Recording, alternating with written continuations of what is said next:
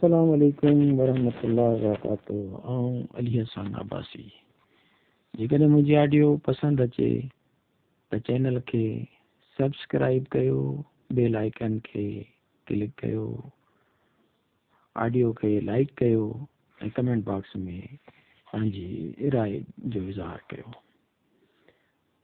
ज़िंदगीअ खे महसूस करण जो टियों तरीक़ो, हिमथाईंदड़ बणिजो।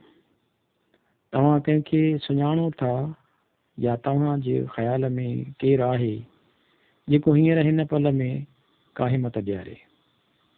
थी सघे थो उहे तव्हां हुजो। पंहिंजो पाण खे उमेद ॾियारण लाइ हिकु यकीनी तरीक़ो उहो बि आहे त तव्हां कंहिं ॿिए लाइ उत्साह बणिजो। माण्हुनि जा ख़्याल सुठा हूंदा आहिनि, इरादा सुठा हूंदा आहिनि, उहे राब्तो करणु घुरंदा आहिनि ऐं तख़लीक़ी बणिजणु चाहींदा आहिनि। उहे ख़ासियतूं भले साम्हूं नज़र न ईंदियूं हुजनि, पर यकीन करियो उहे सदाईं हूंदियूं आहिनि, पोइ भली केतिरो बि हेठि पूरियल छो न हुजनि। हाणे तव्हां हिमथाईंदड़ कीअं बणिजी सघो था? कंहिं अहिड़े वजूद खे यादि कयो जंहिं तव्हांखे हिमथायो हो। हुन छा चयो हो, हुन छा कयो हो? हिक ॿिए लाइ बसि उहो कुझु ई कयो।